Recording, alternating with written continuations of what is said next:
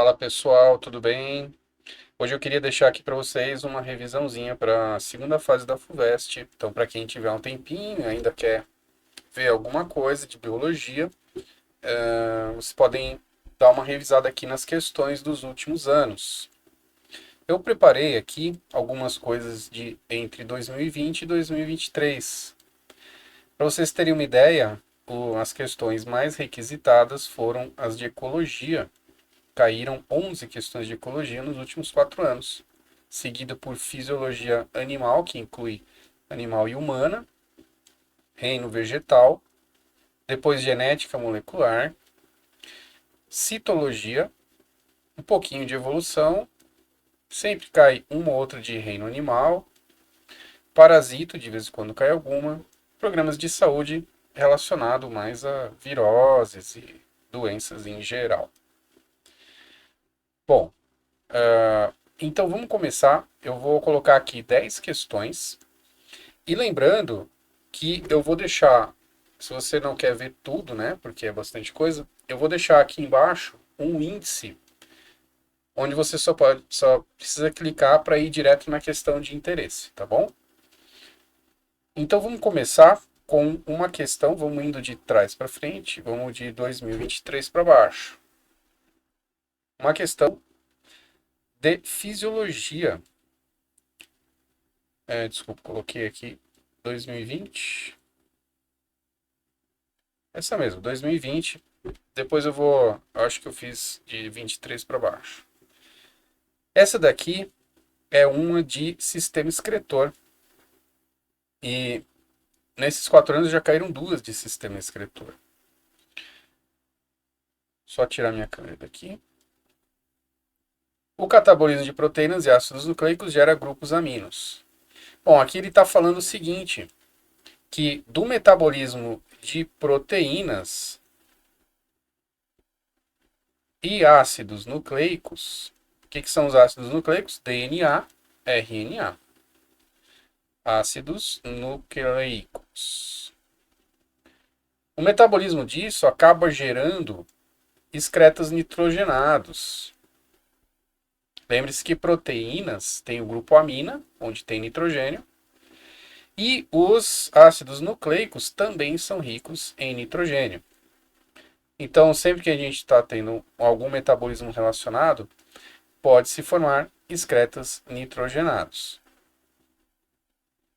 Quem são os excretas nitrogenados? A gente tem o ácido úrico, a gente tem a amônia e ureia. Podem existir mais, mas esses daqui são os os que ocorrem em maior quantidade, tá? E eles são tóxicos. Então, qual é a questão? A questão é que os animais têm que eliminar esses excretos nitrogenados, e a eliminação é feita pelo sistema renal. Então, lá nos rins, se a gente está falando de vertebrados, né? Lá nos rins, vai acontecer a eliminação disso aqui. Existem outras maneiras também de eliminar, não só pelos rins. Mas aí existe um nível de toxicidade, tá? E olha só, a primeira pergunta já é: ordene ácido úrico, amônia e ureia do mais para o menos tóxico. Então, quem seria o mais tóxico, né? O maior, o mais tóxico. O mais tóxico é a amônia. E ela tem um problema, né? Ela é muito solúvel. Que inclusive é uma das questões do porquê ela é mais tóxica. Então, ela é muito solúvel em água. E aí ela precisaria de uma grande quantidade de água para ser eliminada do corpo. Em seguida, a gente teria a ureia, que tem uma média toxicidade, ela é tóxica também, e ela é pouco solúvel em água. Ela, digamos, eu não vou nem colocar pouco, vou colocar medianamente solúvel em água, tá? Vou colocar aqui mais ou menos solúvel em água. E a gente tem o ácido úrico, que é o menos tóxico, e ele é pouco solúvel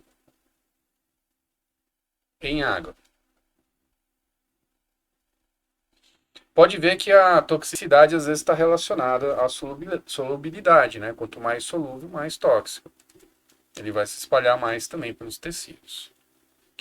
Então, vocês têm que pensar o seguinte, ó, que a amônia, por exemplo, ela, por necessitar de uma grande quantidade de, de água para ser excretado, que ela é muito solúvel, provavelmente os organismos que excretam grandes quantidades de amônia, eles têm que ter disponível muita água. Os que excretam ureia têm que ter disponível uma quantidade mediana de água. E os que excretam ácido úrico estão muito especializados a não usar muita água para excreção. Então eles podem viver não precisando de uma disponibilidade tão grande de água no ambiente, né? E aí existe toda uma tabela de quais organismos excretam quais excretas nitrogenados e está relacionado ao ambiente que eles vivem. Então, por exemplo, um animal que vive dentro da água doce, como um peixe de água doce, ele tem uma grande quantidade de água disponível.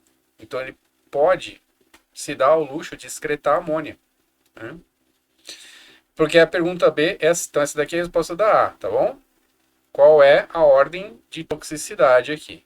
Amônia é mais tóxico, ureia mediano e ácido úrico pouco tóxico.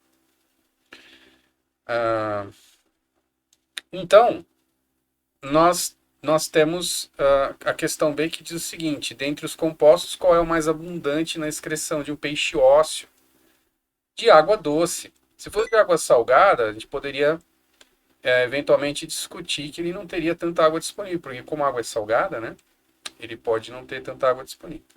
Mas, então, o peixe ósseo de água doce, ele vai ter a possibilidade de excretar amônia.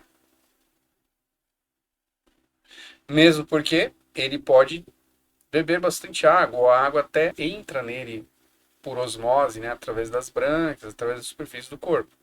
Então ele acaba resolvendo dois problemas, que é excretar algo tóxico e eliminar um pouco de água junto que está entrando em excesso, talvez por ele ser de água doce, né? E qual é o mais abundante nos humanos? Tá? Qual é o mais abundante na urina do ser humano? O ser humano, por ser um animal terrestre, né? Então os mamíferos eles são o resultado da conquista do ambiente terrestre, que ocorre lá nos répteis, lá no ancestral comum de répteis e mamíferos. Eles vão excretar um excreta nitrogenado medianamente tóxico e que não necessita de tanta água, que é a ureia. Se fossem répteis, vocês sabem que répteis excretam ácido úrico. Então eles têm até um aproveitamento melhor aí da economia de água, né? Eles têm uma economia maior de água do que mamíferos até.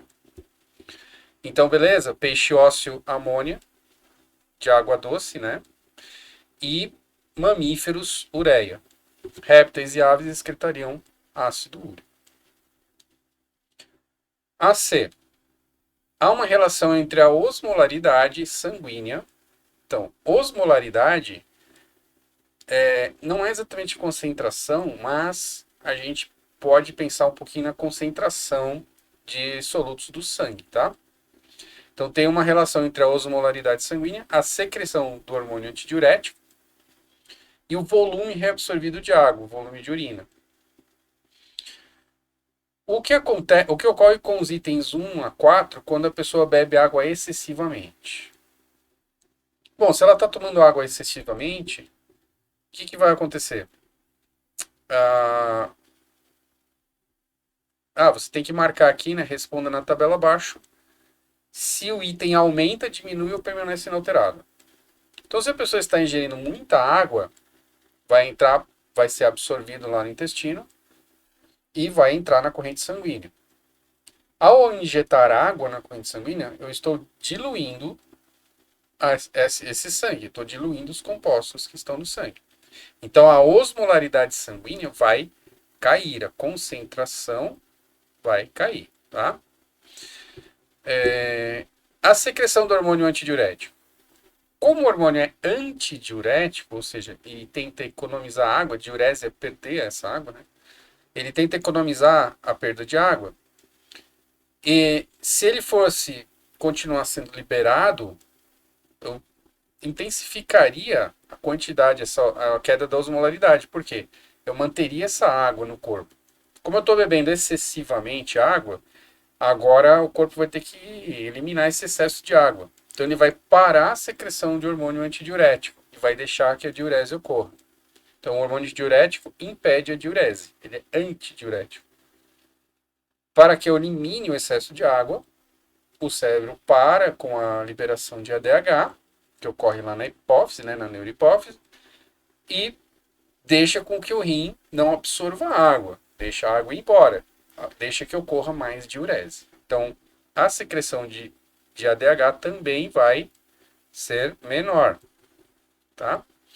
O volume reabsorvido. Se eu estou aumentando a diurese, não estou reabsorvendo água. Ou seja, eu vou diminuir também o volume reabsorvido. Vou fazer bastante urina. Então, o volume de urina vai aumentar. Tá bom? Então, as respostas aqui seriam essas. Vou colocar mais organizadinho. E aí vocês podem, de repente, tirar um print para estudar.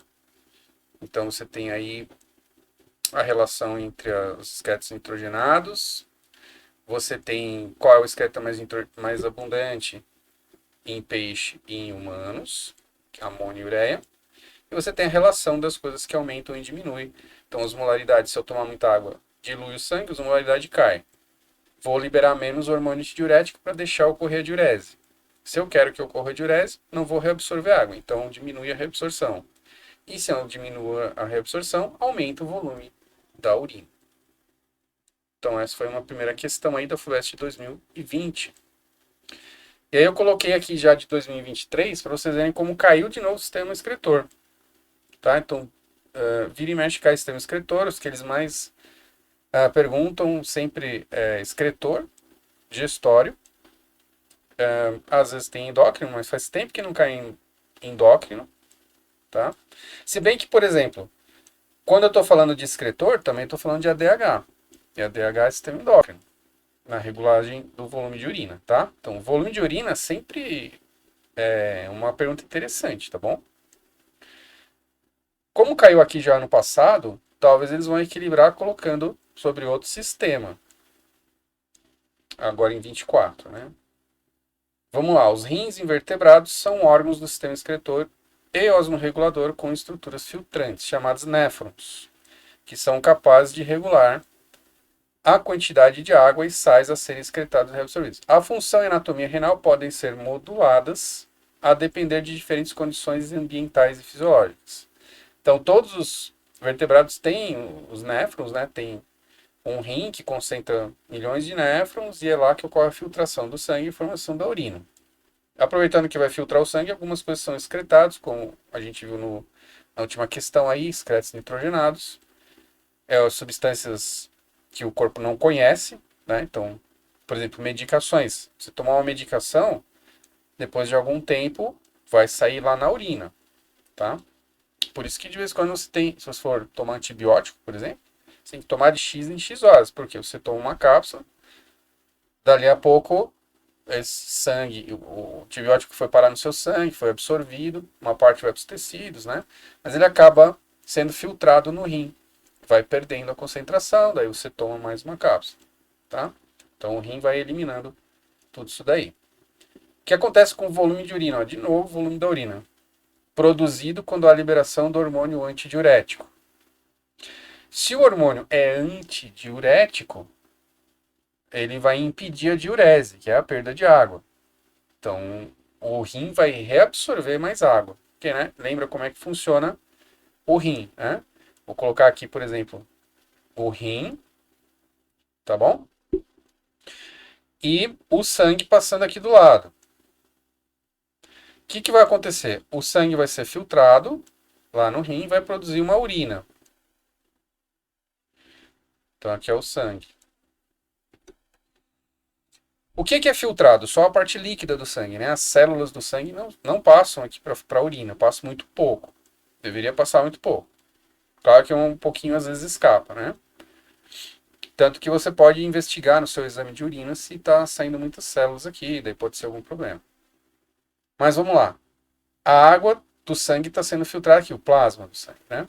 O que o corpo vai fazer? Vou pegar uma outra cor.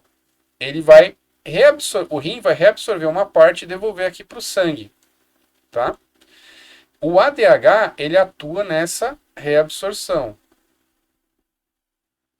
Então, se ele for, como ele é antidiurético, o que ele faz? Ele vai impedir que saia muita água, ele vai reabsorver mais. Quanto mais ADH, mais vai reabsorver. Então, meu volume de urina vai cair, né?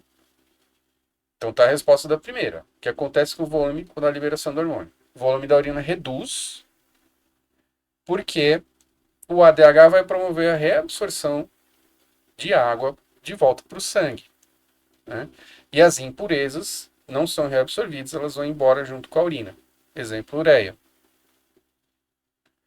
B.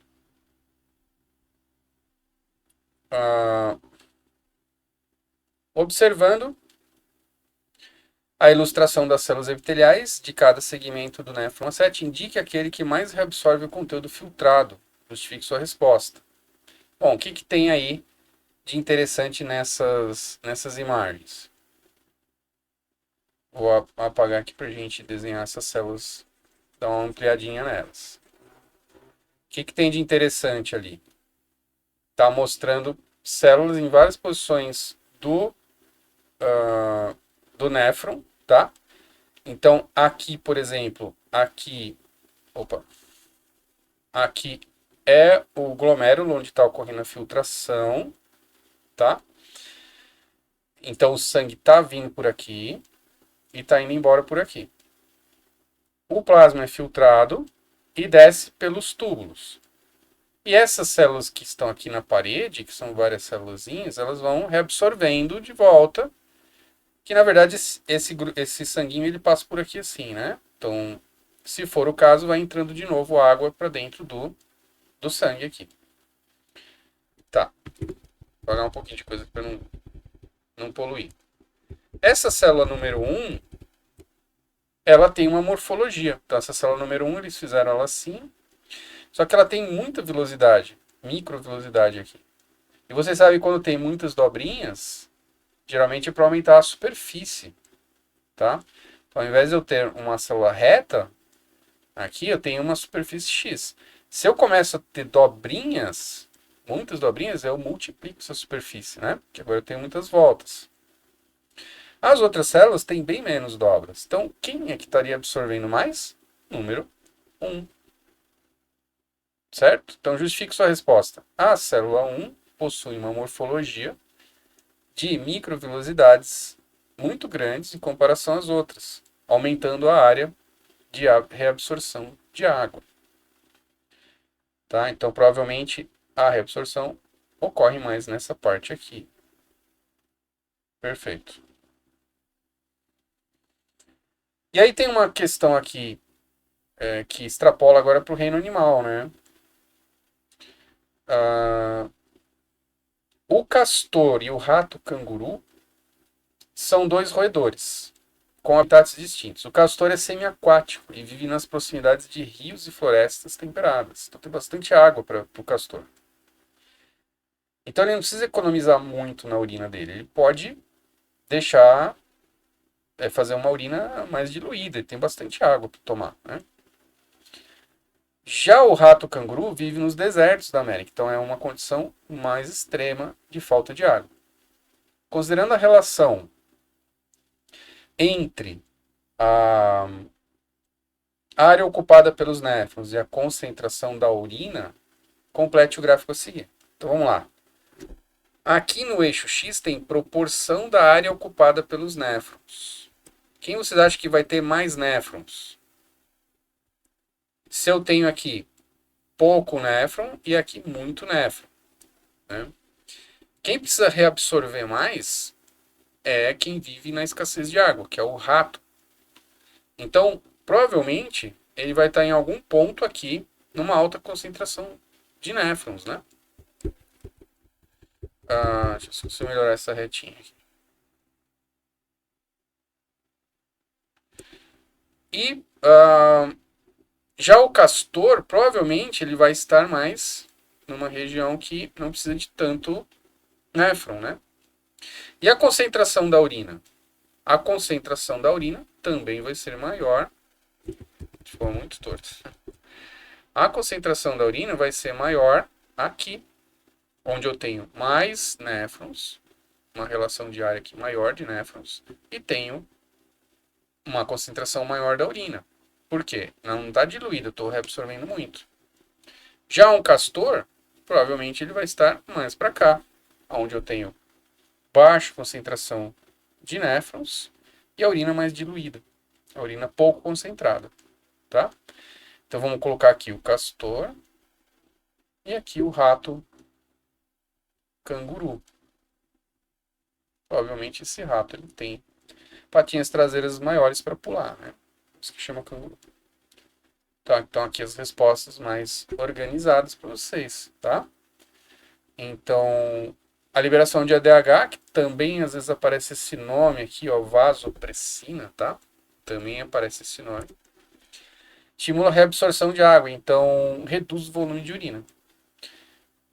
A reabsorção ativa e passiva é mais significativa no segmento 1, que era em relação àquela célula cheia de microvelocidades, né? Então, ó, destaca-se. Aqui eles destacaram também um grande número de mitocôndrias nessa célula. Por quê? Gasta-se muita energia para fazer todo esse transporte, né? E inúmeras microvelocidades ampliando a capacidade, tá? Vou colocar aqui de novo a fotinho, ó. Eu não sei, eu acho que em termos de mitocôndria, se bem que ela tem bastante mitocôndria mesmo aqui embaixo, ela é que tem mais mitocôndrias, tá? Então, beleza, os dois motivos aí para considerar essa célula 1. E o gráfico daí você teria, então a FUVEST, ela te dá as linhas, né? X e Y aqui, e você teria que fazer a localização aqui dos pontos do castor e do rato canguru. Tranquilo?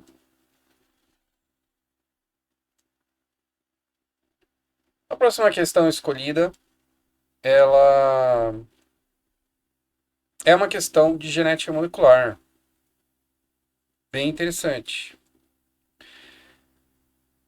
E eu acho que é uma tendência a cair esse tipo de questão agora, principalmente porque estão começando os primeiros testes com edição de genes. Então é possível curar algumas doenças genéticas através da edição de genes, tá? Então os mecanismos aqui de expressão gênica, eles precisam ser conhecidos. Vamos ler a questão. Um homem que vive com HIV desde 80 foi curado. Este é apenas o quarto caso do tipo no mundo. É super raro a cura de HIV, né, da AIDS. Ele recebeu um transplante de medula óssea para tratar uma leucemia. Então, um pouco azarado, ele tinha HIV e leucemia. Quando foram tratar a medula óssea, como que é o tratamento, né? Destrói a medula óssea. O que tem a ver a medula óssea? Bom, a leucemia é um câncer no sangue. Então, há uma produção descontrolada de células sanguíneas. Essas células sanguíneas são produzidas nas medulas ósseas de alguns ossos.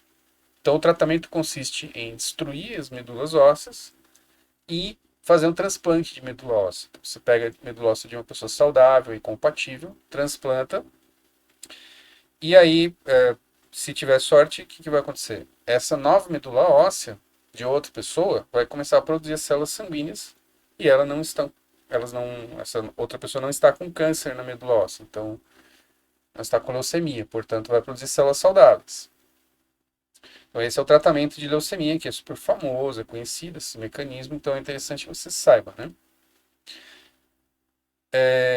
Então fizeram a transplante. O HIV, ele entra nos glóbulos brancos usando uma porta microscópica, que é uma proteína na membrana dos glóbulos brancos, uma proteína chamada CCR5. No entanto, algumas pessoas, incluindo o doador, têm mutações no CCR5 que fecham essa porta. Tá, estou fazendo um desenho aqui para vocês. Ó. Na superfície do glóbulo branco, né, então o glóbulo branco está lá com o seu núcleo. Na superfície, ele vai ter essa proteína CCR5. E é a proteína que o vírus da AIDS vai se ligar aqui para conseguir invadir a célula. Então, se você não tem essa proteína CCR5, o vírus da AIDS não consegue invadir a célula.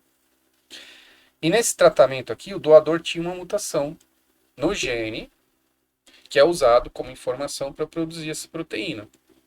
E aqui ele mostra, ó, ele está mostrando, deixa eu criar aqui a imagem. Então ele está mostrando aqui a sequência do RNA, aliás, do DNA, tá? Então a gente tem aqui, ó, TTT, CCA e assim por diante. De repente, daqui para frente até aqui, teve uma deleção, ou seja, apagou todo esse monte de bases aqui, formando um DNAzinho menor, né? Então deletou 32 bases aqui.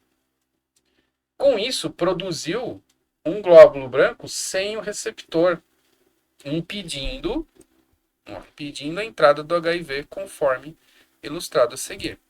Tá? Então esse é o mecanismo. Então existe a possibilidade de fazer no futuro uma edição genética. A pessoa que tiver portando HIV, pode ser feita uma edição genética e cortar fora esse receptor. Então, seria um tratamento contra o HIV. Né?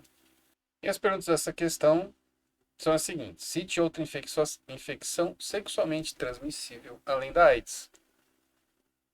Muito fácil, né? Qualquer IST que você imaginar, então HPV, sífilis, qualquer IST cabe nessa pergunta, tá? B. Um laboratório de análises clínicas possui amostras de sangue e mucosa bucal colhidas do paciente antes do transplante e após 1 ano. Qual dessas 4 amostras é indicada para confirmar a presença de mutação no gene CCR5 do paciente? Bom, vai ser qual amostra, né? Você tem que pensar o seguinte, que como eu estava fazendo um transplante de medula óssea, o que a medula óssea produz? Células do sangue. Então, a minha amostra de sangue que vai confirmar se as novas células elas se proliferaram e estão produzindo sangue, ou se ainda continuam células originais do doente, né?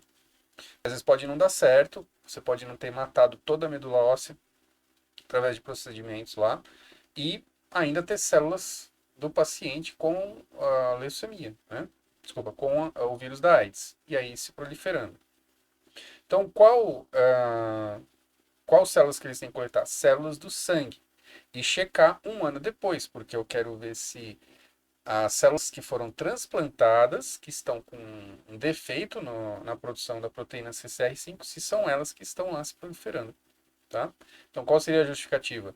Que após 1 ano, as novas células transplantadas que possuem a mutação teriam se proliferado pela medula e elas que estariam produzindo as novas células sanguíneas. E não adianta eu pegar antes do transplante, porque aí com certeza eu vou ter as células originais do paciente.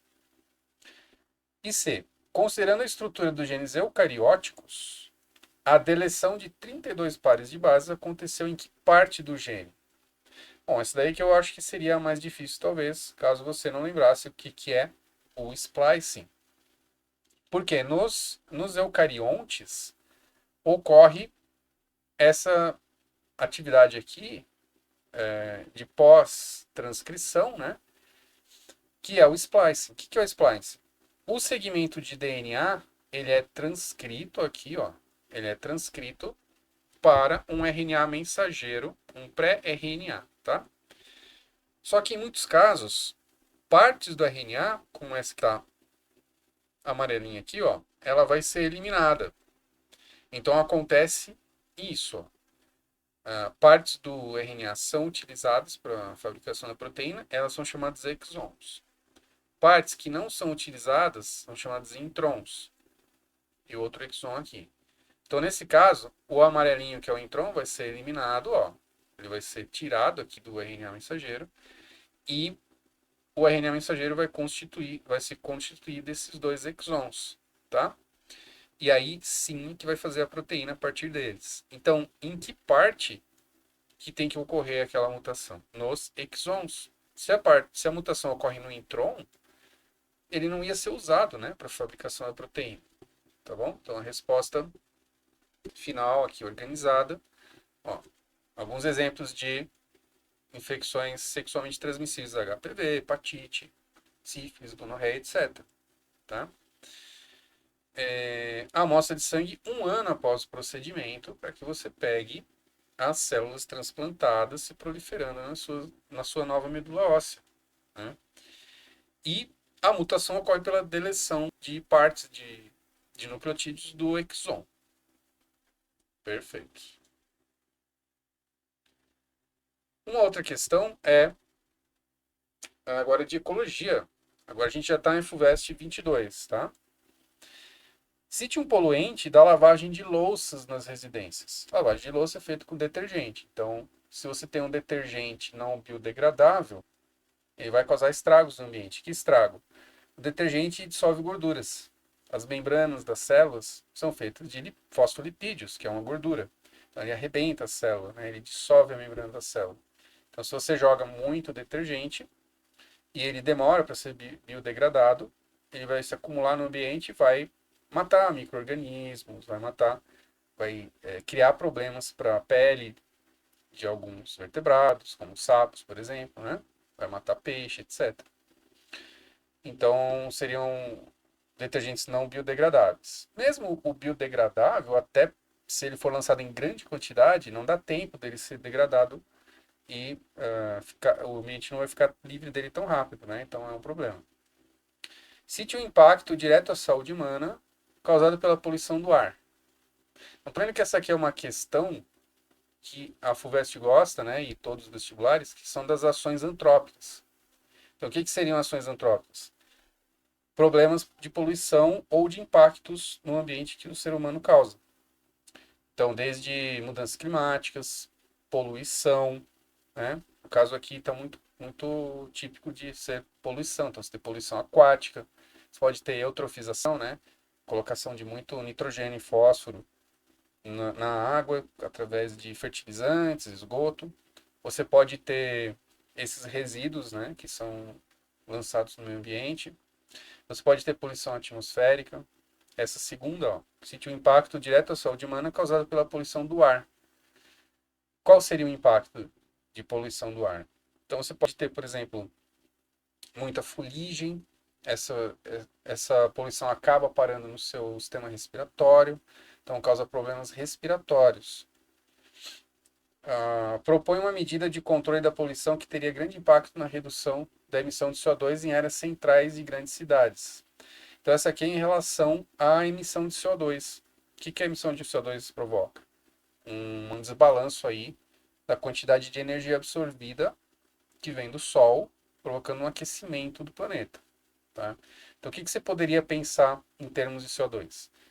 Por exemplo, plantio de árvores, poderiam reduzir as emissões de CO2. Então, os grandes centros poderiam ter regiões verdes, não só árvores, né, como outras plantas também não tão grandes, mas as árvores seriam interessantes, porque elas vão acumular muito desse CO2, elas vão fazer fotossíntese e vão transformar nas estruturas dela. E árvores têm muito tronco, então o CO2 acaba ficando guardado ali em toda essa estrutura. Tá bom? Então essa é uma proposta interessante. Vamos ver a resposta.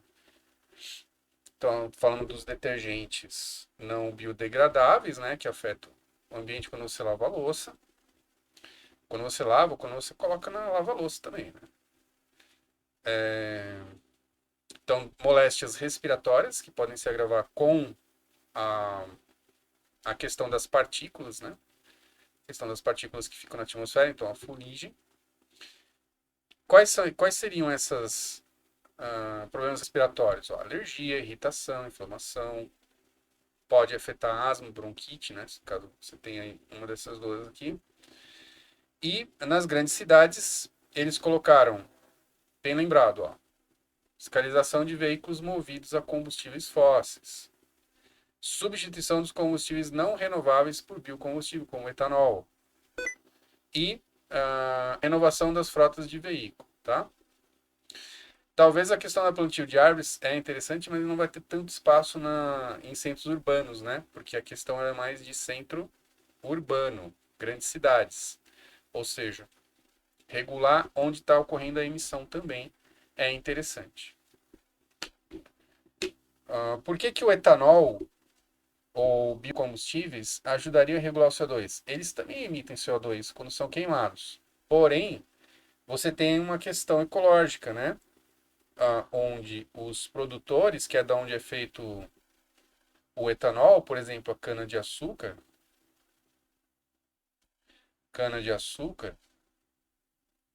ela faz fotossíntese. Então ela pega o CO2 da atmosfera, ela armazena na glicose, e a glicose que é utilizada para a formação do etanol, né, através da fermentação por organismos fermentadores como Saccharomyces. Então, quando eu vou fazer a queima do etanol no meu carro, na minha empresa, em algum local que eu vou gerar energia, eu devolvo esse CO2 para a atmosfera. Então, isso cria um ciclo onde o CO2 que está sendo jogado na atmosfera, ele já havia sido retirado aqui. Então, eu não estou adicionando CO2, eu estou devolvendo o que eu já retirei antes. É como se fosse uma coisa pré-pago, né? Primeiro você deposita o dinheiro, depois você gasta. Já os combustíveis fósseis é um adicional de CO2 que não tinha antes na atmosfera, porque esses combustíveis estão há milhões de anos enterrados no subsolo ali, e agora que eles estão sendo queimados. Então esse CO2 não estava previamente na atmosfera, né? Então essa que é a grande questão, tá? Perfeito. Uma próxima questão seria essa daqui, também da FUVEST 22. Tá, essa daqui é uma questão bem trabalhosa, até fiquei com pena de quem teve que fazer essa questão aqui. Está falando da extinção de espécies, né? E aí ela nos fornece aqui uma tabela com vários ambientes, ó, Amazônia, Caatinga, Cerrado, Mata Atlântica, Pampa e Pantanal. E me dá algumas variáveis. Porcentagem de ambientes utilizados pelo ser humano, porcentagem de áreas proibidas, fauna ameaçada de extinção e população humana. Até aqui só passou informações na forma de uma tabela. Utilizando os eixos fornecidos a seguir, então ele te dá esse gráfico aqui, né? Construa um gráfico. Tá? É muito comum a FUVEST pedir construção de gráficos, tá? Vocês já viram aquela questão do castor e tal. Vira e mexe cai a construção de um gráfico. Então é uma habilidade que você tem que ter, saber o que vai no eixo X, o que vai no Y, como que você vai construir. Relacionando o quê? Porcentagem de ambientes utilizados pelo ser humano. E aqui já tinha, ó, porcentagem, tá? E fauna ameaçada. A fauna ameaçada, ela está aqui, no eixo Y. Então, o que eu tenho que fazer? Esquece áreas protegidas, né? E esquece população humana. Não vou usar esses dados aqui. Pelo menos para resolver essa parte do A. Só vou usar ambientes utilizados e fauna. Então, como que eu sugiro fazer isso daqui? Eu sugiro que você, primeiro, faz uma legendinha, numera os ambientes, tá? No caso aqui foi numerado os que tinham menor porcentagem de ambientes para o maior. Então, por exemplo, o número 1 foi a Amazônia. Mas precisa ser assim? Não, você pode ir direto aqui, 1, 2, 3, 4, não tem problema. Mas a Amazônia tinha 15. Depois veio o Pantanal com 16,2, ó. Depois a Caatinga, 3 com 36. Depois o Pampa, com 44,1. Depois o Cerrado, com 44,9. E a Mata Atlântica lá em cima, né? Super ocupada a Mata Atlântica, né? Com 66%. E daí é só você pegar. Então, eu não vou ler essa daqui e eu não vou ler essa daqui. O que você vai usar no eixo Y? Esses dados aqui. Então, aqui seria o Y e aqui seria o X. Então é só plotar agora, 15,1. Pô, mas como é que eu vou plotar 15,1? Cara, o objetivo aqui não é ser preciso. Ele tá vendo se você sabe ver que tá entre o 10 e o 20, né? Então você colocar mais ou menos aqui no meio, ó. No caso aqui da Amazônia, seria este dado. E aqui eu coloco o número 1. Ele pediu uma legendinha, ó. Adicione ao gráfico uma reta. Ah, ele pediu. Construa um gráfico relacionando porcentagem utilizados pelo humano da fauna ameaçada de extinção em todos os biomas brasileiros. Adicione um gráfico da reta que sintetize a tendência. Acho que ele nem pediu para numerar, mas eu acho que fica bem organizado, tá? E fácil da pessoa que está corrigindo a sua questão entender o que você fez. O que ele pediu de extra foi essa linha azul aqui no meio, que seria a tendência. O que é a tendência? É uma linha média passando por meio dos pontos, tá bom? Uma linha média aqui. Então, qual seria a tendência? Quanto maior a porcentagem de ambientes ocupados, ó, se estiver em 66, maior aqui é a ameaça da fauna, né? Porcentagem de fauna. Então, por exemplo, na Amazônia, você tem pouca coisa ocupada, mas também tem pouca ameaça em relação à fauna. Na Mata Atlântica, a gente já tem 66% e 14% da fauna ameaçada. É o maior número aqui, ó. Tá? Então, aqui eu vou bater nesse ponto. Até eles poderiam ter perguntado isso, né? Estabeleça uma relação. Então. Mas aqui o objetivo era verificar construção de gráfico. Beleza? Então, a próxima questão é de zoologia. Olha que interessante. E essa daqui tinha um item um pouquinho complicado. Mas vamos lá. Eles colocam aqui um cladograma, mas eles falam que é uma hipótese filogenética, tá? Por quê? Essa questão dos cladogramas aqui de animais, nem sempre aparece o mesmo cladograma, então não adianta decorar. Você tem que saber mais ou menos a tendência. Porque existem várias hipóteses. E à medida que a ciência avança, a gente melhora o cladograma, descobrindo a relação evolutiva dos grupos, né? E o cladograma nada mais é que uma relação evolutiva. Quem tem o mesmo ancestral, quais são as características. Então, nesse aqui, inclusive, eles estão misturando, ó, desde plantas, né? Ó, plantas, bactérias, protozoários, animais, fungos. Então, vamos ver que mistura toda essa daqui. Cite uma característica que aparece no ponto E da hipótese filogenética. Ponto E está aqui, ó. O ponto E, ele está entre bactérias 2 e entre protistas 1. Então ele está me perguntando que característica é essa aqui que eu encontro nesse ponto E. Esses quadradinhos são características que são herdadas pelo próximo indivíduo, que vai dar origem aos próximos grupos, né? Bom, pessoal, entre bactérias e protozoários, o que será que tem de novidade evolutiva?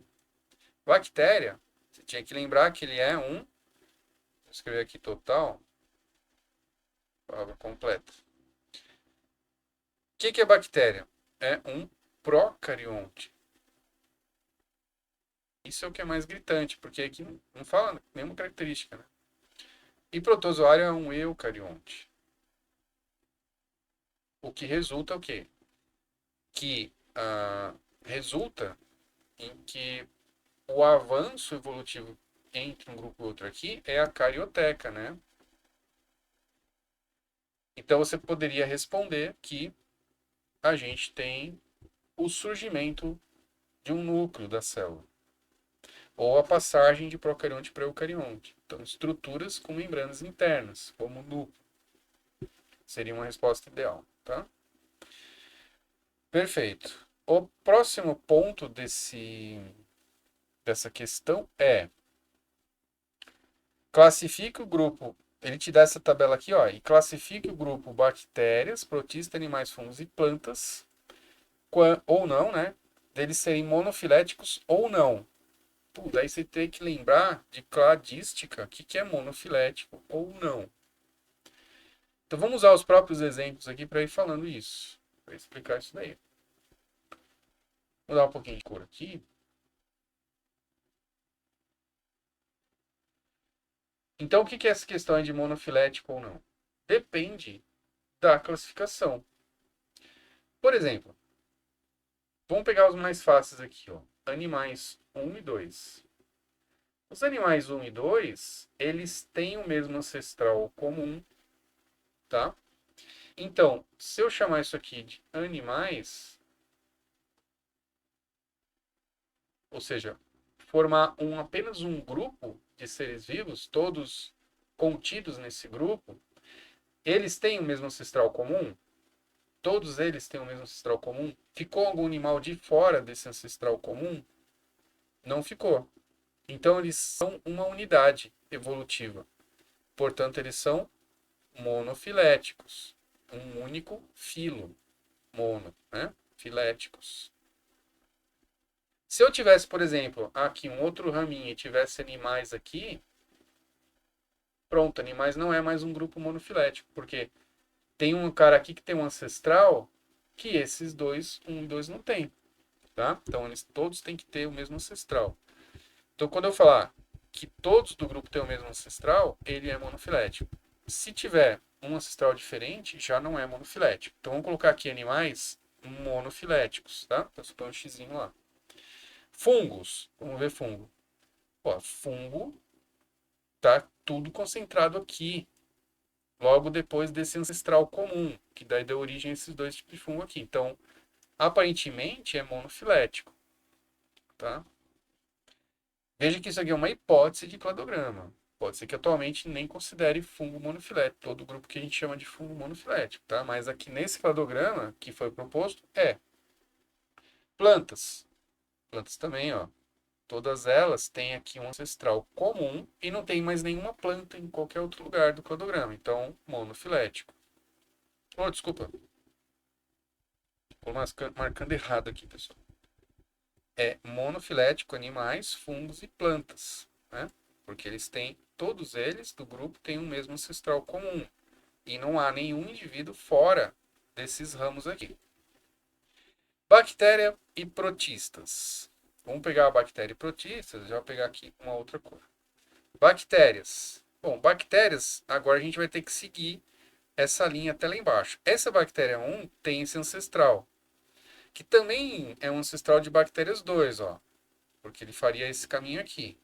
Porém, esse ancestral aqui, ele não é da bactéria 1. Ele é um ancestral que apareceu depois de ter surgido a bactéria 1.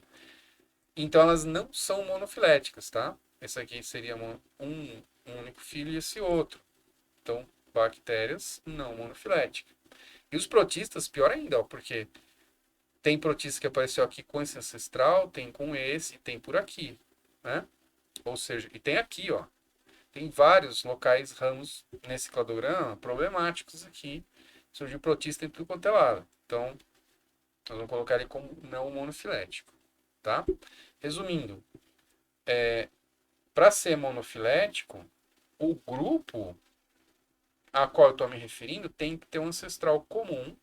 E eu não posso ter indivíduos fora desse grupo que façam parte, né? Eu não posso falar que esse aqui, ó, A, B e C são um grupo monofilético, porque esse C aqui ele tem um ancestral que não é compartilhado por A e B, tá bom? Então esse aqui seria não monofilético. A outra questão, a C, a outra alternativa C aqui, ela está falando o seguinte, ó. Indique 2 pontos de ATP da hipótese filogenética em que é o aparecimento da condição multicelular. Então, aonde que apareceu multicelularidade? Aonde que apareceu essa multicelularidade? Bom, a multicelularidade, vocês sabem que são organismos com muitas células. Protozoário, protista, não é multicelular. Então, daqui até aqui, nem bactéria. Daqui até aqui não dá para ter aparecido multicelularidade, né? Aqui não. Então tem que analisar os pontos dali para frente. Aqui ainda tem protista, ó, nesses ramos aqui. Então não dá para ser multicelular. Teria que estar para cá. E aqui começa um pequeno detalhe, né? Em relação a esse lado aqui do cladograma, também tem protista aqui, então o P seria um candidato aqui de multicelular. Que daí um ser multicelular, como uma alga, por exemplo, multicelular, ela deu origem a plantas, tá? Então P seria um candidato ao surgimento de multicelularidade. Lembrando que uma mesma característica pode aparecer mais de uma vez, pode surgir mais de uma vez, isso chama convergência evolutiva, tá bom? Agora vamos analisar esse cantinho, ó, porque aqui tem o problema dos fungos. Fungo é multicelular, mas tem fungo unicelular. Então o L não poderia ser candidato a ser um ponto onde apareceu, porque existe fungo unicelular. Então suponha que fungos 1 é unicelular e fungos 2 é multicelular. A multicelularidade teria que ter aparecido aqui, ó. Tá? Então L não é. Então J também não pode ser, porque eu ainda tenho aqui. Se tivesse multicelular aqui, todos os fungos seriam multi. Né? Então eu vou de K, que deve ter aparecido, e P. Vou deixar para vocês aqui a resposta, caso vocês queiram copiar. Né? A outra questão, pessoal, é de planta. Olha que interessante, ciclo de planta. Então está mostrando aqui algumas fotinhos com várias fases. Aí eu tenho qual é o modo de dispersão das sementes do IP. Aí é fogo, né? Porque se o aluno não entender essa foto aqui, fica complicado. Mas o que está mostrando aqui é uma sementinha do IP, tá? E ela tem tipo uma membraninha aqui em volta, bem fininha, que pode ser dispersada pelo vento. E semente dispersada pelo vento, então você falou que é dispersada pelo vento. E o nome disso, científico, não sei se vocês iam lembrar, mas claro que se você colocar qual o modo de dispersão, elas são carregadas pelo vento, tá? Isso aqui é chamado anemocoria. É a dispersão de sementes pelo vento, tá bom? Cite uma etapa do ciclo representado que possua células com número haploide de cromossomos. Células com número haploide no ciclo representado. Então você tem que procurar aqui uma etapa. Né? Tem duas etapas aqui. Tem a floração e tem a polinização. Essas duas etapas têm células haploides. São as células gaméticas. Por exemplo, a oosfera, né? A oosfera é uma célula, é o gameto feminino. Então você pode colocar aqui com floração, tá? E cite outra etapa possui células com diploide. Todas essas etapas têm células diploide. Então você pegar aqui, por exemplo, as sementes, né? São feitas de células diploides e até triploides, né? Que o endosperma da semente é triploide. O fruto é feito de células diploides, então frutificação é uma etapa, tá bom? A própria planta adulta ela é toda cheia de células diploides. Lembrando então, células diploides são 2N, ou seja, tem dois conjuntos de cromossomos, e os gametas são N. Bom, que mais? Cite uma etapa presente no ciclo de vida do IP amarelo que não aparece no ciclo de samambaias. Então aqui você teria que saber também o ciclo das samambaias, né? Pteridófitas. O que não tem nas samambaias? Não tem, por exemplo, frutificação. Samambaia não tem fruto. Não tem floração, porque a samambaia não tem flor. Não tem polinização também nas samambaias, tá? Porque ela não tem grão de pólen. Não tem semente nas samambaias. Então todas essas daqui justifique o significado evolutivo. Pelo seguinte, as pteridófitas surgiram primeiro. Então se você olhasse um cladograma, você teria aqui as briófitas, lembra? As pteridófitas, gimnospermas e angiospermas, né? O IP é um angiosperma. As pteridófitas, elas são mais simples, elas têm menos estruturas. E o modo de reprodução delas está mais relacionado à presença de água no estado líquido, onde tem que o gametófito produz gametas, né, anterozoides que nadam na água para encontrar a oosfera. E aí já faz a fecundação. Então, nesse caso aqui, ainda não tinha flor e nem redução do gametófito, onde a gente tem o extremo de redução de gametófitos aqui nesses dois grupos. né, que formam o grão de pólen, tá? Então, o significado evolutivo é que com a evolução apareceram novas estruturas, inclusive de redução do gametófito, e essas novas estruturas são as flores e os frutos, dando a resposta da letra C. Vou deixar aqui também a, a resposta, caso vocês queiram copiar. E posso mostrar um pouquinho do ciclo aqui para vocês, né, das angiospermas. Então, aquilo que eu estava explicando, ó. Na flor, então aqui na flor, a gente tem a parte masculina, que fica aqui nessa pontinha, ó, na antera. E lá dentro da parte masculina, tem células 2N que vão sofrer meiose e formar lá dentro do grão de pólen, que é esse cara aqui, as células germinativas. E são essas células que vão formar o tubo polínico nessa parte da flor para ter a fecundação. Então é a célula gamética, tá? E na parte feminina, que é esse pedaço aqui, a gente tem ali numa região da flor o ovário. E dentro do ovário tem o óvulo, que é tudo isso aqui.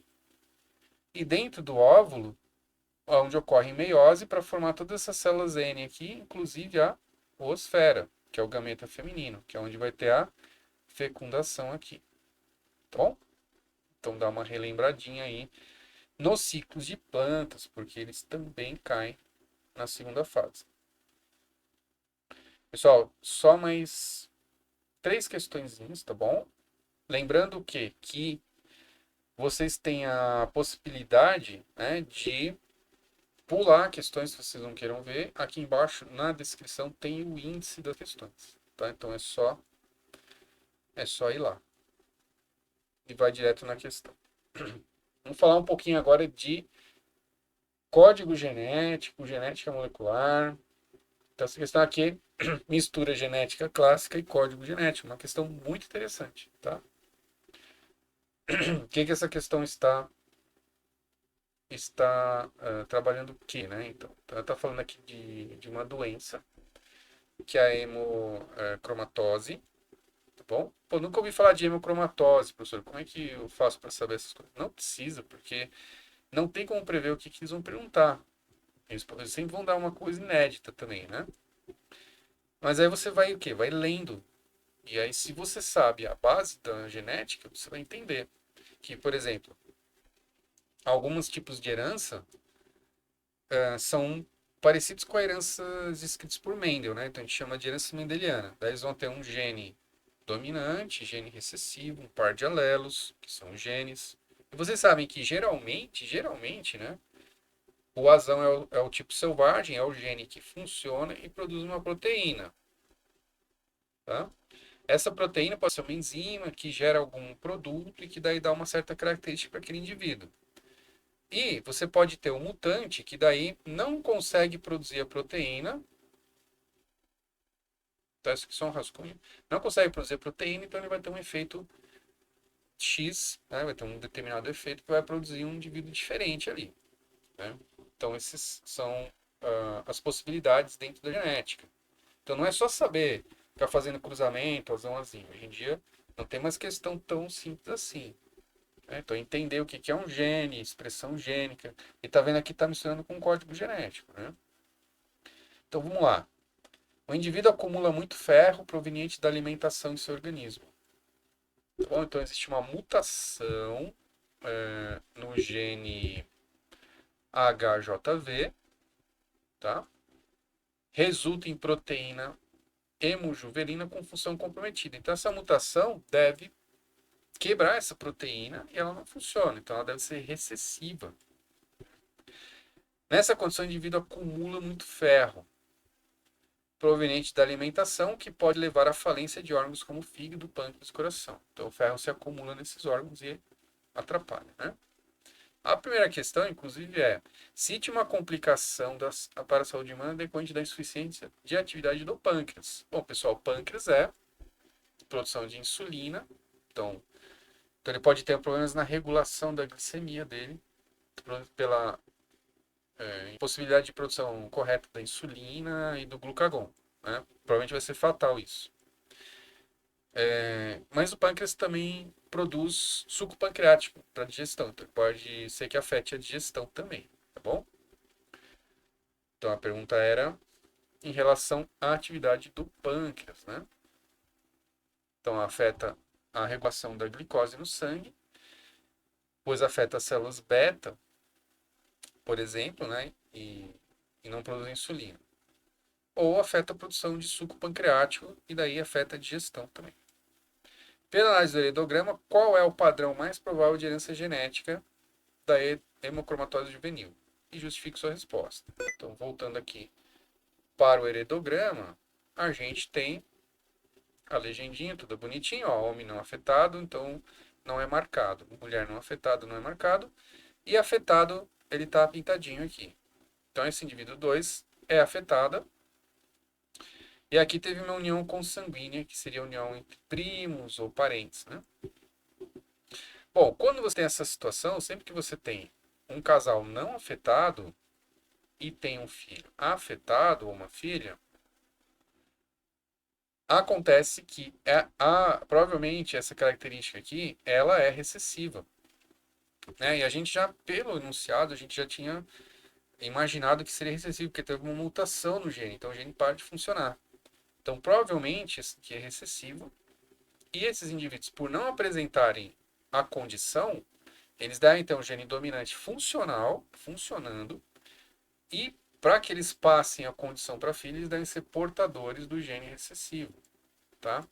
Então, sempre que você tem um casal que não apresenta a condição, mas os filhos apresentam, significa que essa condição é recessiva, porque ela não se manifestava nos pais. E essa é uma justificativa.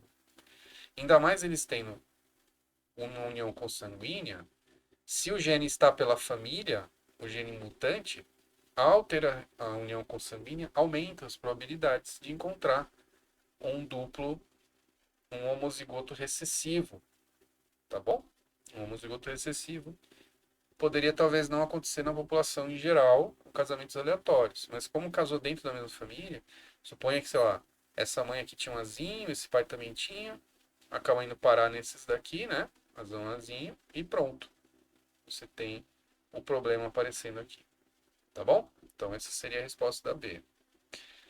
Agora, se é um pouquinho mais complicado, é que a gente vai ter que usar o código genético, né? Ele está falando o seguinte, ó, tá dando uma sequência de base nitrogenada do RNA mensageiro, da hemojuvelina selvagem. Lembra que eu falei que é selvagem? Razão, né? Ou seja, é o gene que tá, ok, tá funcionando, é o que a gente encontra na natureza funcional, beleza. Então ele me deu esse daqui. E ele falou o seguinte, ó, apenas um evento de mutação em cada caso, né? Então tem dois casos de mutação na trinca 320. Quem é a trinca 320? Esse cara aqui, ó, GGA, tá? Então esse aqui é o GGA e o mutante, que é o azinho, o gene azinho, ele vai ter alguma mutação aqui nessa trinca, na 320. Então essa é a trinca 320. E tem dois tipos de mutação identificados, ó, que o GGA, ele é o aminoácido glicina. E eu tenho duas possibilidades de mutação. Uma, trocar a glicina por valina. Então, na hora da mutação, ocorre uma troca do aminoácido para valina, que vai prejudicar a proteína no mutante. Ou alanina. Então, são identificadas essas duas mutações. E ainda pode ter um códon de parada, né? Em vez de ter glicina na proteína, nessa posição 320, eu vou ter um códon de parada. Vamos lembrar o que é tudo isso aí. Voltando aqui para o código genético, ó. Então tá aqui a pergunta de novo e o código genético. E aí, o que é isso? Vocês lembrarem de um RNA mensageiro, a cada 3 bases, ou seja, uma a gente chama de trinca, né? É o equivalente a um códon. Isso é chamado códon de RNA, tá? Esse códon, ele vai corresponder a um aminoácido lá na proteína. aminoácido. Então, por exemplo, vamos pegar esse aqui, ó, U e U. Esse U e U corresponde ao aminoácido fenilalanina. E assim por diante. Então vamos ver, naquela proteína, na posição 320, tem um GGA, que é esse cara aqui, ó, GGA, que é o aminoácido glicina, e essa está tudo certo, é a proteína selvagem que funciona, tá bom? Ela pode ser substituída para valina ou alanina. Então ocorre uma mutação em algum dessas letrinhas. A valina e alanina estão aqui, ó, valina e alanina, tá? Então, a glicina é G alguma coisa.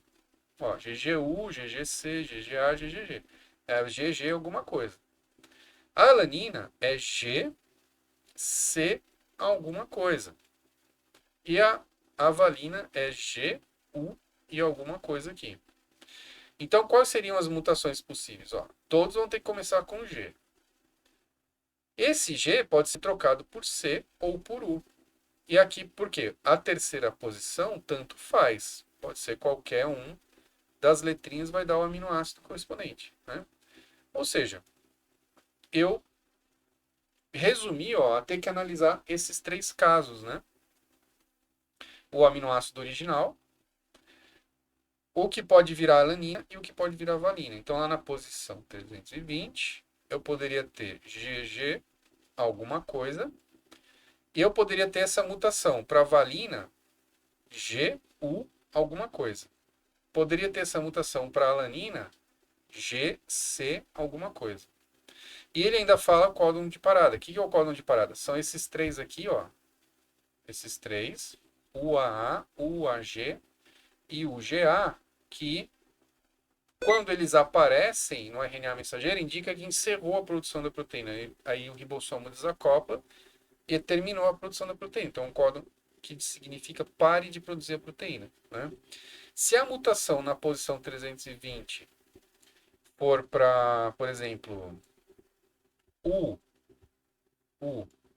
G, A, significa que eu mutei o primeiro, ó, porque GA já tem aqui em glicina. Então, para valina, seria uma mutação na segunda base do códon, né? Segunda base do códon. Para alanina, também seria uma mutação na segunda base do códon. E para códon de parada, seria uma mutação na primeira base do códon. E se mudar a terceira base? A terceira base, ela vai ser uma mutação neutra. Porque eu posso ter todas as letrinhas na terceira base, ó, todas. Então não altera o aminoácido e não altera a proteína, tá bom? E também não formaria um códon de parada, porque os códons de parada começam com U. Então como é que ficam as respostas desse daqui, né? Ficam assim, ó. Vocês poderiam copiar e estudar. Então a insuficiência no pâncreas vai causar complicações na digestão, que não vai produzir o suco pancreático, e problemas na secreção de insulina e glucagon, então vai alterar a glicemia. De acordo com o endograma, é uma herança autossômica excessiva. Falou a gente explorar essa questão da autossômica, tá? Então, se vocês vão dizer qual é o tipo de herança, vocês podem ser se é autossômica ou se é ligada ao sexo, né? Cromossomo X ou Y.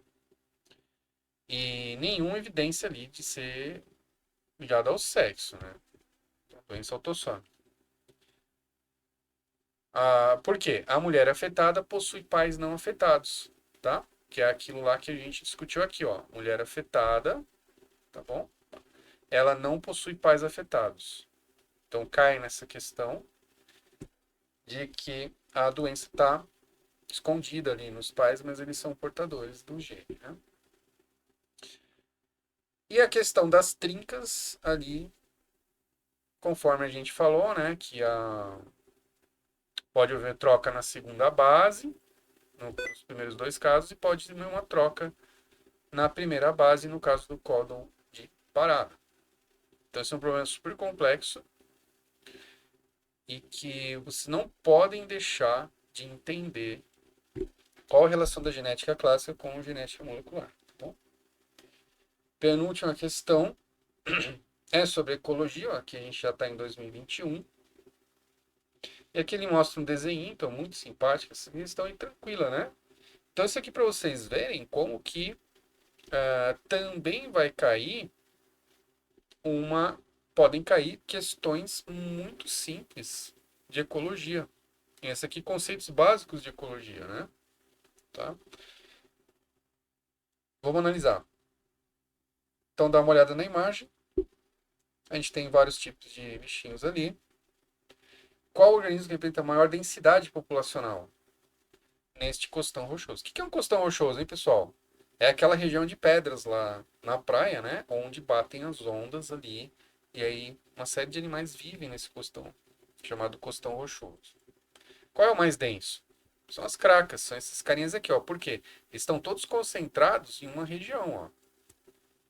Não estão espalhados numa área maior, estão muito juntos numa área menor. Então a densidade populacional é maior, tá bom? Então essas aqui seriam as cracas. Esse cara aqui. Cite um fator biótico e um abiótico. Pô, muito básico de ecologia, hein, pessoal? Fator biótico são os seres vivos. Então, estrelas, caranguejos podem ser predadores. Então pode vir uma estrela e fazer uma predação na craca, que é um molusco. Né? A craca, desculpa, na craca, que é um artrópode. Tá? Ela pode ir lá comer, tentar comer. Ela pode também tentar comer aqui, ó. Tem molusco, né? Ostra. Um caranguejo pode tentar comer uma estrela do mar. Então eu tenho fatores bióticos como predação, diferentes populações de organismos diferentes. São fatores bióticos, tá? Vivos. Fatores abióticos. O oceano é cheio de fatores abióticos, né? Então a gente tem mudanças na temperatura, na salinidade da água, você tem mudanças na umidade. Então, por exemplo, costão rochoso, por que as cracas estão nessa região? Elas têm brânquias, então elas precisam de muita umidade para respirar, brânquias expostas. E elas não conseguem se mover, então elas não podem sair do lugar, elas são sésseis, presas na rocha. Inclusive, elas provocam cortes, né? Se você escorregar ali no costão, elas parecem uns vulcõezinhos e bem afiados, então você se corta ali. Tá? Toma muito cuidado. Mas elas precisam de água, então elas estão concentradas na região onde sempre tem água. Né? Você tem flutuações de maré, são fatores abióticos, portanto, de umidade. Caranguejos já conseguem subir um pouquinho fora da água, né? Eles conseguem levar a aguinha dentro da carapaça e respirar com as brânquias dele usando aquela aguinha, tá? Então já falamos bióticos e abióticos, 2 tá ok. Com relação ao esquema, preencha as lacunas da frase que se encontra na folha de resposta, utilizando os níveis de organização a seguir. É possível fazer ajuste de concordância de plural e singular. Então, ele apresenta na folha de respostas ali umas frases, né, que eu vou colocar aqui agora para vocês. Então, a frase é essa daqui. O costão rochoso é um ambiente característico das costeiros, muito comuns nas áreas litorâneas do sudeste do Brasil, limítrofes com a ou Mata Atlântica. O esquema mostra de invertebrados formados de 5 espécies. Então, são conceitos básicos aqui também de ecologia, tá? E quais seriam as respostas? Então, o costão rochoso é um ambiente característico de ecossistemas costeiros. Muito comum nas áreas litorâneas sudeste do Brasil, limítrofes com bioma Mata Atlântica. O esquema mostra uma comunidade de invertebrados formados por populações de 5 espécies. Tá? Então você tinha que lembrar o quê? Que isso daqui é uma comunidade, porque eu tenho espécie 1, espécie 2, 3, 4, 5 espécies diferentes aqui. Então eu tenho população de caramujos, população de caranguejo, população de craca, população de estrela, tudo isso junto forma uma comunidade. Tá bom? Ou seja, uma questão super básica de ecologia. Tá aí a respostinha para vocês quiserem tirar print. Última questão, vocês estão cansados e eu também. Outra de ecologia. Então aqui aparece a famosa teia alimentar, né? E cadeia trófica, ou seja, as relações de alimentação dentro de um ecossistema, né? Cite uma espécie dessa teia alimentar que ocupa mais de um nível trófico, especificando quais são eles, quais níveis tróficos. Bom, é só você pegar um animal, por exemplo, que come várias coisas diferentes. Então, pega aqui, por exemplo, o lobo-guará, ó, ele come teiu desse nível trófico. Pode ver que até eles organizaram bem facinho, ó. Primeiro nível trófico, né? Segundo nível trófico, terceiro nível trófico e quarto nível trófico. Então, seriam os andares. Porém, é mais complicado do que isso. Por quê? O lobo-guará, por exemplo, ele está aqui no quarto nível trófico se ele comer um teiu, que é do terceiro, e se o teiu comer um gafanhoto, que é do segundo, que comeu uma plantinha aqui do primeiro, né? Então, eu vou ter 1, 2, 3, 4. Mas se o lobo-guará comer uma rolinha roxa aqui, ele já foi lá no segundo nível trófico, ó. Então, seria 1, 2, 3, tá? Então, pronto, ó. O lobo-guará já resolveria essa questão, tá? Você pode procurar outros aí, mas é o mais facinho que tem o lobo-guará. A jararaca também, ó. A jararaca pode comer alguém do terceiro nível ou pode comer alguém do segundo nível. Beleza? Muito fácil. Cite 5 espécies de uma cadeia alimentar que faça parte dessa teia. Desenhe um esquema da pirâmide de energia. Eu já desenhei aqui, né? Então vamos lá. 5 espécies, ó. Espécie 1, capim, primeiro nível trófico, ou produtores. Né? Então já está aqui, ó. Produtor, consumidor, etc. Então está tudo aqui representado nessa pirâmide, né? Então lembrar que a pirâmide é essa estrutura aqui, que vocês colocam os níveis tróficos em ordem crescente, né? E geralmente há uma diminuição tanto de energia quanto de massa aqui. Tá? O número de indivíduos poderia até ser uma pirâmide invertida e tal. Então daí você estabelece essa cadeia alimentar e cria um diagrama da pirâmide colocando as legendas, né? Quem são as espécies e qual o nível trófico delas, tá bom? E a outra pergunta seria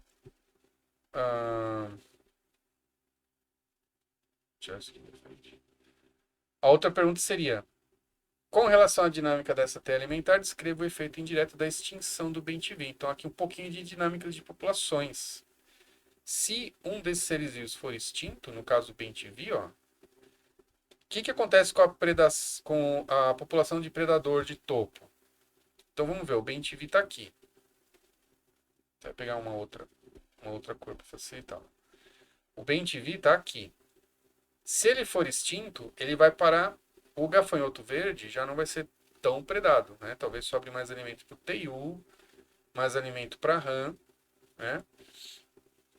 E porque o bem-te-vi foi extinto, tá? Ou seja, o que acontece com o predador de topo? Quem são os predadores de topo? Que estão aqui no quarto nível: lobo-guará e jararaca. Para a jararaca, ela come mais, ela não come gafanhoto, ela come mais o ratinho do cerrado, né, que come esse capim. Já o bem-te-vi, se ele não tiver aqui, talvez sobre mais gafanhoto que vai comer mais capim. Então é super complicado entender o que vai acontecer, mas é só você ir jogando com essa questão de quem come o que, tá? Caso o capim cabelo de porco venha a sofrer uma grande queda em sua biomassa, caso o capim cabelo de porco venha a sofrer uma grande queda em sua biomassa, qual a interação biológica seria esperada entre os consumidores primários que se alimentam desse recurso? Vamos começar por esse, ó. Se o capim de porco sofrer uma grande queda, todos esses três aqui comem o capim cabelo de porco. Então vai ter uma competição entre eles, né? Entre esses daqui, para comer um pouco de capim que sobrou. Tá? Então, competição biológica. E o efeito do bem-te-vi é um pouquinho mais complexo. Daí você vai ter que discutir em relação a aumento da quantidade de gafanhotos verdes, que vai talvez aumentar a quantidade de teius, que poderia aumentar a quantidade de lobo-guará, tá? Se aumentar também gafanhoto verde, pode aumentar a rã-manteiga, que poderia aumentar jararaca pintado, por exemplo. Então, vou deixar para vocês também as respostas aqui, né? Então, ó, caso o bem-te-vi sofra extinção local, haveria duas possibilidades para o lobo-guará. Então, tá vendo que você vai ter que discutir as possibilidades, que muita coisa pode acontecer. Primeiro, aumentaria a população de gafanhoto verde e, consequentemente, aumenta a população de lobo-guará. Segundo, com o aumento do gafanhotos, haveria diminuição da população de lobeira, diminuindo a população de lobo-guará. Então, depende do que vai acontecer, tá? Mas tem duas possibilidades. E o cabelo de capim cabelo de porco, né? Se ele tiver uma queda na biomassa, haveria competição interespecífica daqueles indivíduos que estão no segundo nível trófico. Bom, pessoal, eu espero que vocês possam, de alguma maneira, aproveitar nesse momento cansativo para vocês de vestibular. E fica também esse vídeo para quem estiver estudando depois da prova também, né? Lógico, como uma forma de revisão aí. Boa sorte para todos e que vocês tenham um grande êxito nos seus objetivos. Um abraço e até mais.